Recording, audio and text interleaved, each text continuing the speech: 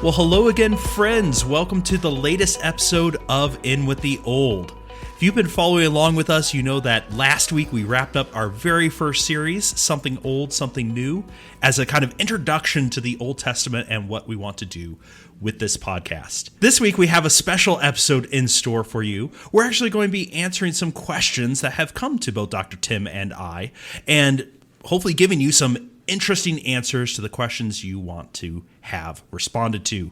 So joining me today, as always, is Dr. Tim. Tim, how are you doing today, my friend? I'm doing well, Dr. Brian. I'm doing well. I'm excited for this and excited to be spending some time with you. Excellent. So as I said, we're dealing with some questions. If you have a question that you want us to answer on this podcast, please feel free to email us at inwiththeoldpodcast@outlook.com or message us through Instagram or Facebook. We're happy to take some of these questions, and we will collect them and put out episodes like this one from time to time.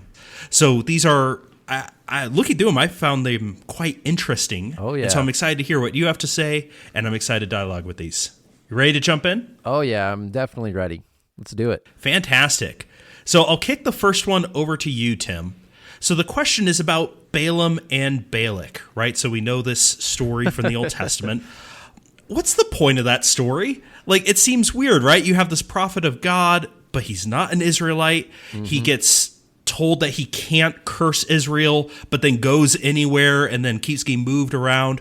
Can you walk me through the story? What's the point of it? And maybe, importantly, Balak's killed eventually in the Old Testament. Can you connect why for us? Yeah, so Brian, this is what makes the Old Testament so intriguing to us in a lot of ways, is there's a lot of mystery and there's a lot of drama and there's a lot of questions that really sometimes are head scratchers, and we have to dig deep to understand it. So basically what's happening is in the story of the Pentateuch, in the story of Israel, Israel's on their way. They're going to the promised land, and rather than being aided and helped by their kinsmen, the Moabites and others, they are thwarted, right? And they're basically told, no, you can't go. And we have Balak, son of Zippor.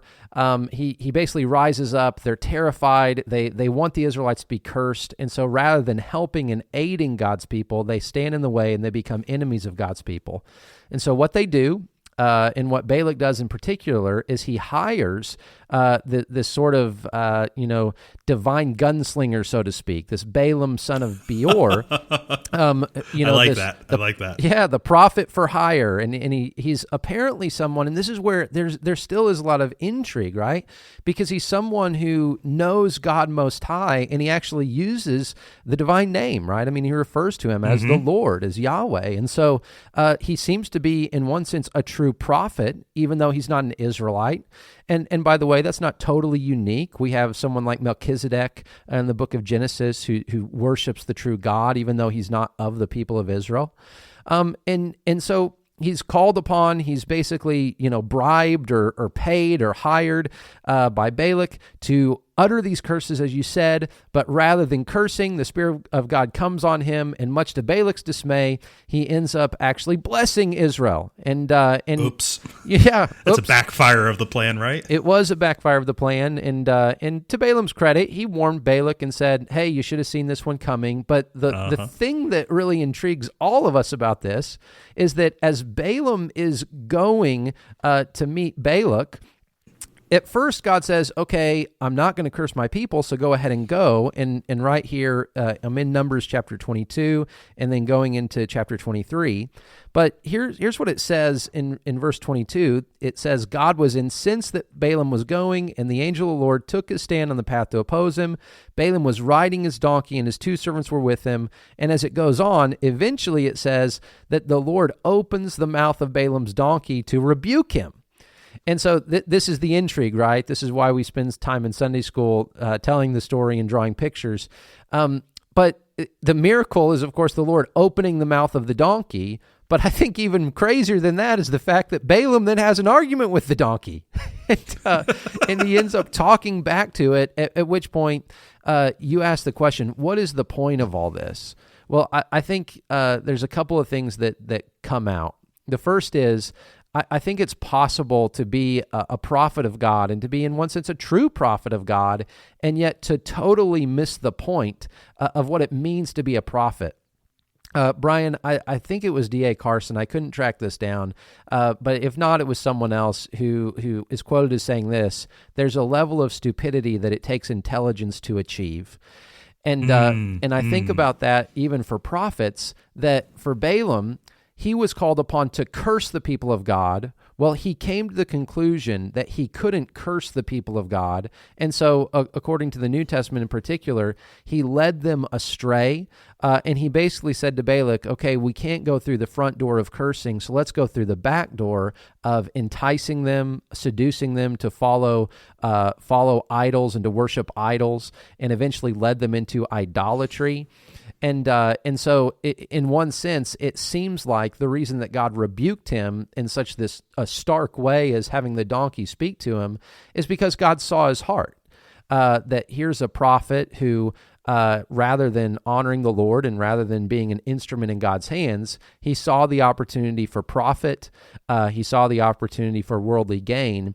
And in this moment, there's an irony that even a donkey knew better than this supposed prophet of God and rebuked him for his foolishness and for his greed.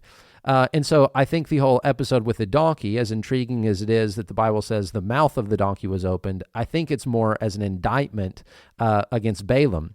Here's a prophet who didn't even know more than the donkey he was riding on.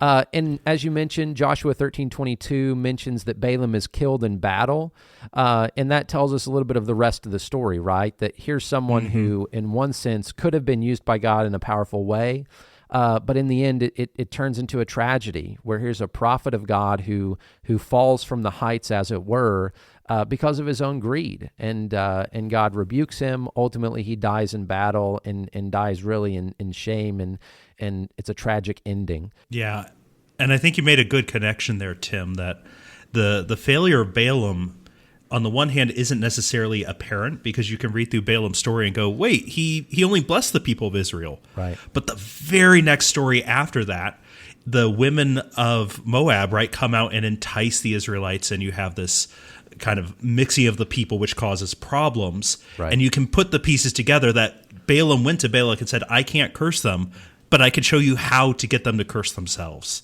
And so then we see this ultimate fate. I really like your point, Tim, that it's a tragic fate. Here is someone that did know God, and boy, like so many people, a dumb animal recognizes when the divine is present, but a prophet of God missed it. And that's a deep tragedy in this story. Yeah, exactly right. And 2 Peter picks up on that. 2 Peter uses Balaam as an example of a false teacher, someone who has been given access to truth. But I think it's a reminder to all of us that our accountability before God is in keeping with our understanding. And Balaam was given great access, but ultimately that just led to a greater downfall. Excellent points. So, Brian, let me kick question number 2 to you. And this is a difficult one. In some sense, it's dealing with some heavy matters. And a lot of people have this question: why does God seem to kill so many people in the Old Testament, and both within and without Israel? Why does God kill so many people? Yeah, that's a good question. And as you said, it is a very common question that we have. Let me start by framing a few things. First, this is not just a question for the Old Testament. In fact, if you want to put body count to body count, with the book of Revelation, I'm going to say God probably kills more people in the New Testament than in the Old. It just happens to be that the New Testament is still in the future with the book of Revelation. Yeah. So, but that is an important note. We often joke or hear references to going Old Testament or the God of the Old Testament. Well, no, God is consistent testament to testament. We just often focus more on the Old Testament. Now, why does God kill so many people? Let's make 2 points to help frame our answer. 2 theological truths, Tim. First, physical death is a consequence of the fall, right? We covered that in our survey of the story of the Old Testament. Death enters into the world through the garden. So it's a consequence of sin and of original sin. So if God kills someone, it doesn't get over maybe our emotional problem, but we need to recognize he's being no less than just. Paul makes this point, right? All people deserve death. It's by God's grace that people are going to avoid that fate. So that's important to know. Maybe secondly, too, let's avoid the world's view of death, which it's the end-all, be-all, it's the worst thing that can happen to someone. From Christians' theology, right, from our theological standpoint, physical death is not the worst thing that can befall someone. And this is maybe a scandalous point, a point we wrestle with God, and that's fine. But I do think God doesn't view death, or at least physical death, as the worst thing. It's eternal separation from him that is the worst thing that can befall us. Yes. So we have Paul in the New Testament talking to the church at Corinth saying, hey, some of you have fallen asleep because you are doing wrong things. God seems to go, you know what, there's a time where I might take you out of the world to prevent you from doing more damage to yourself and to others around you. So I think these are both important to keep in the back of our mind. God killing people, that is within his purview, that is just. Physical death is also not the worst thing in the world, and we shouldn't necessarily connect God killing someone with God sending that person to hell. Those are logically distinct. You'd have to go story by story to figure out maybe that part of the connection, if that makes sense. Well, I just think that last point is really a great point, Brian. You know, that when we, and the whole thing, that when we think death, we need to think, first of all, of the Bible's full revelation, that is not the totality of our existence. And at times, death can be considered even a mercy. And so I just wanted to say, great point. Go ahead. Okay. So to answer this question like fully to everyone's satisfaction, you'd have to go story by story, because each story has some unique aspects, right? Whether we're talking about what happens to the people after the failed assault on Ai, are we talking about the firstborn in Egypt, right? Every story is going to have its unique flavors. But what I want to do is maybe give two primary reasons that will cover most of these occurrences in the Old Testament. One reason why God might kill Israelites, those within the covenant people, and one reason why God might kill people outside of Israel, if that makes sense. So let's start within Israel. Why might God strike down a covenant person? Well, within Israel, God might strike down a person, and by extension, his family. We've covered this before. This is the idea, right, of corporate solidarity, that people can be judged by their leaders. We hate it in this sense, but we love it when it's Jesus. So just recognize that that's at play here. But he may strike down that person and their family for violating the covenant, because it's not just a person doing something wrong. You need to understand who these people are. They are a kingdom of priests. Priests represent the character and attitude of their God. So when the people of Israel go forward, and we see this especially, I think, in the conquest story, we see it later in Israel's history, as the people of Israel sin, not only are they sinning against God, they are now portraying God to the world around Israel, that God has a desire to save and to bring into relationship with him. They are showing that this is a God who is short of perfect. It's a God that's faithless or evil or angry or murders or whatever, which might fit the Canaanite pantheon of gods, but that's not who God truly is. When a person in covenant relationship with God sins, they not only break faith with him, but they portray him as faithless to the world. And that's a very serious offense. We have safeguards in our society about identity theft, right? We want a person to be portrayed correctly. When a person in Israel might sin in some of these major stories, they are committing divine identity theft, if I can phrase it that way. They are portraying God to be something he is not. And this is one of the commandments, right? Thou shalt not take the Lord's name in vain. Sorry to say, that doesn't really have anything to do with swearing. That has to do with saying God is in something that he is not. It is putting forward his name as something that is worthless, or something that we just use for our own benefit, rather than saying we invoke God as he truly is.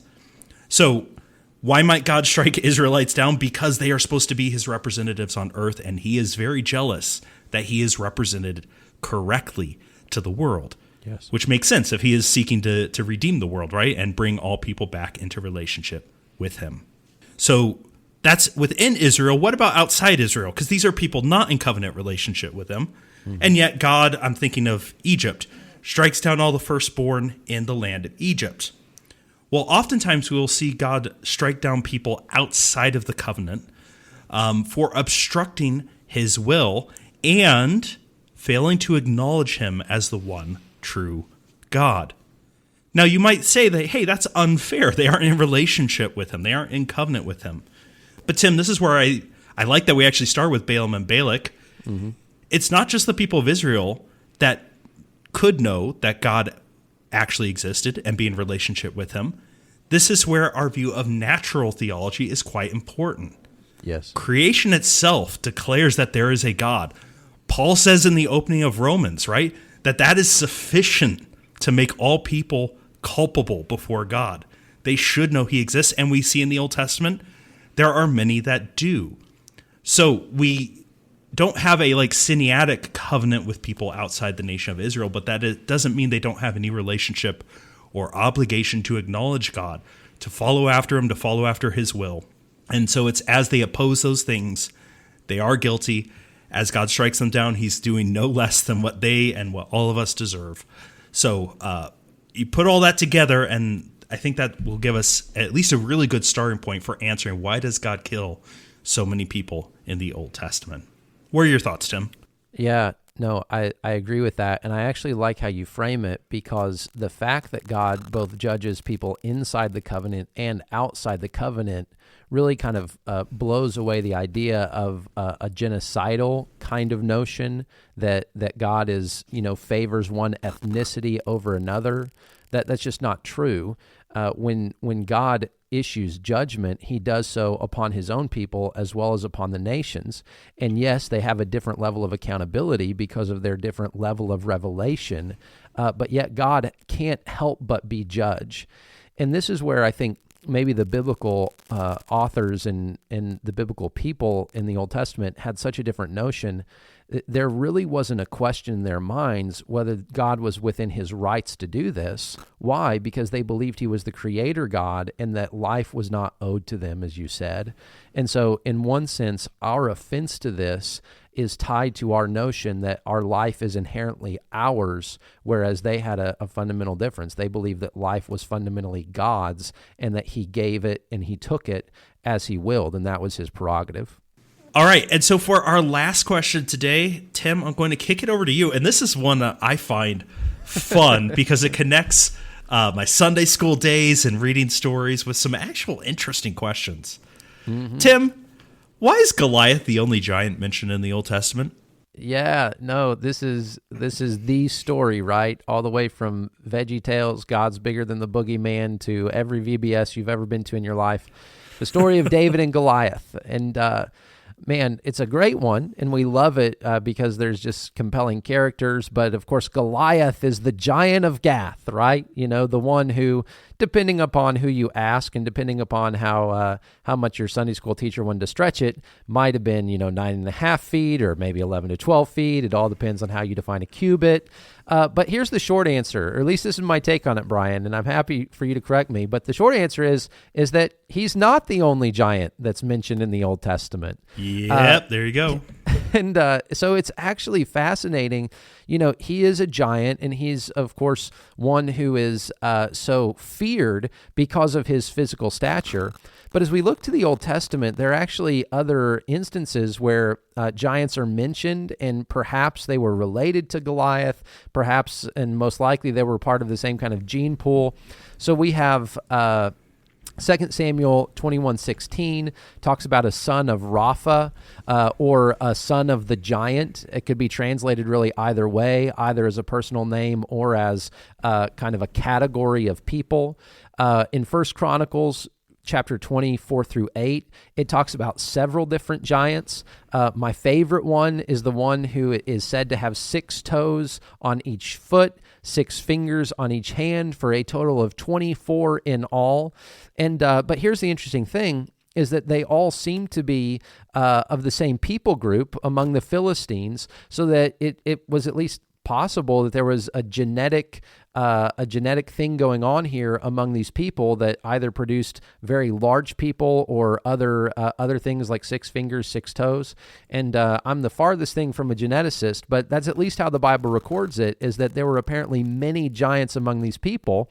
And even as David was the first one to slay Goliath in particular, First Chronicles records others who fought these giants as well, because these giants, as giants of course are, were known for their taunting of the people of God. And so you had to have someone like David in each instance basically come up and say, no, you cannot defy the name of God like you are. You may be a giant, but at the end of the day, the Lord gives victory. So short answer is, he's not the only giant mentioned, which again is what makes the Old Testament so fun. And so I want to riff off this a little bit and go down a rabbit trail. Yes. If we start bringing in other ancient copies of the Old Testament, so other languages, so if we bring in like the Septuagint, we could go all the way back to Genesis, and you've got the Nephilim, right? The fallen ones in Hebrew. They are occasionally translated in the Septuagint as the gigantes, the giants. So we have this tradition of things opposing God being classified as giants. And Tim, as you very nicely pointed out, Goliath is the most notable one, but he's certainly not the only one. But going off that, we also need to ask, what did they mean by giants? So in the Hebrew, Goliath is called 6 cubits in a span. And as Tim said, there's some debate over, well, okay, how big is a cubit and how big do we make him? But Tim, I'm sure you're aware of this. There's also a textual variant here. If we look at the Septuagint, if we look at Josephus, so an ancient commentator on the text, they mention that Goliath is 4 cubits in a span, which would put him around 6'10". So there's something interesting at play. Height for humanity has changed over the years. We do know this as far back as the Roman Empire. The Roman legionnaire was around 5'5", so markedly shorter than most modern people today. Someone the size of a NBA power forward to them would have been gigantic. So even beyond questions of how tall was Goliath and how many giants are there in the Old Testament, we also should make sure we aren't bringing our modern perspective of what is a person to the Old Testament, because what they mean by giant might be gigantic to them. It may or may not refer to someone abnormally tall to today's standards. So I just wanted to kind of throw that out there, Tim, and just see, what are your thoughts? Nephilim, gigantes, or with the textual variants in the Septuagint? Well, you taught me something today, Brian. I wasn't aware of that textual variant. So thank you. Thank there you go. Professor Brian, for bringing that to my attention. So if you want the references, it's in 4Q Sam, so one of the Samaritan Targums, the Septuagint, Josephus, Antiquities, Book 6, Section 171. All 3 represent 4 cubits in a span. And that may not be... So textual criticism, listeners, is when we take our various ancient copies of a text and try to figure out what the original reading was. Josephus and the Septuagint are both very big names that may not carry the day. For 6 cubits in the span, you do have the Masoretic text, you have the Vulgate, the Peshitta, and the Targums. So that's a fairly significant textual reading. So, but I just wanted to put it out there that there is an interesting variant of a shorter height for Goliath. So sorry, Tim, didn't want to cut you off, but wanted to explain that a little bit more. No, and that's why you bring your Hebrew Bible to class, ladies and gentlemen. But when we talk about height, I do think it's a very interesting point that you make, Brian, because we tend to assume as modern readers that the physical world and even human physiology is the same. And as you mentioned, we know for sure that it was not. And so as we think about the biblical world, we just have to have that understanding that, as you said, what we assumed to be giant might not have been giant to them. And this goes back to even what the Israelites saw, right? When they were tasked to go into the promised land, there are giants in the land, or, these sons of Anak or whatever. Mm-hmm. Like, there are these references to giants, and we seem as grasshoppers to them. We just have to make sure we're reading it through the very best lens possible. Even knowing, right, that there are certain physical realities that in every age tend to astound. And so, thank you for pointing that one out to us, Brian. That's a good one. Yeah, and I don't know how much it changes our reading of any of the texts, but I do think there's an interesting through line. If we take the idea of God judges not on appearance, but what is in the heart, as he calls his people to do things, constantly you have figures being described as giants in opposition. And it serves as a unique challenge, right? For the spies, Tim, that you just brought up, for David. Are you going to be daunted by what you see physically in front of you, or are you going to trust that what God has called you to, you can accomplish? And so that kind of adds in some fun flavor as we look at this going through. Yeah. And just, like you said, at the end of the day, we don't know exactly how tall Goliath was, but the reality is however tall he was still a giant who was defying the armies of the living God and blaspheming the name of Yahweh. Correct. At which point David says, doesn't matter how tall you are, I don't come against you with sword and spear, but I come against you in the name of our God. And that's, of course, something we can take away today. Absolutely. So listeners, these are just a few of the various questions you all have sent in. Dr. Tim and I will be, for the next couple episodes, answering these. And as I said at the beginning, if this is something that you would like your questions addressed through, please feel free to send those questions in to us. You can message us on Facebook or Instagram, or send us an email at inwiththeoldpodcast@outlook.com. Thank you so much for sending these in. Thank you so much, Dr. Tim, for sharing your experience and expertise in answering some of these questions. And listeners, until next time, stay old and stay cool.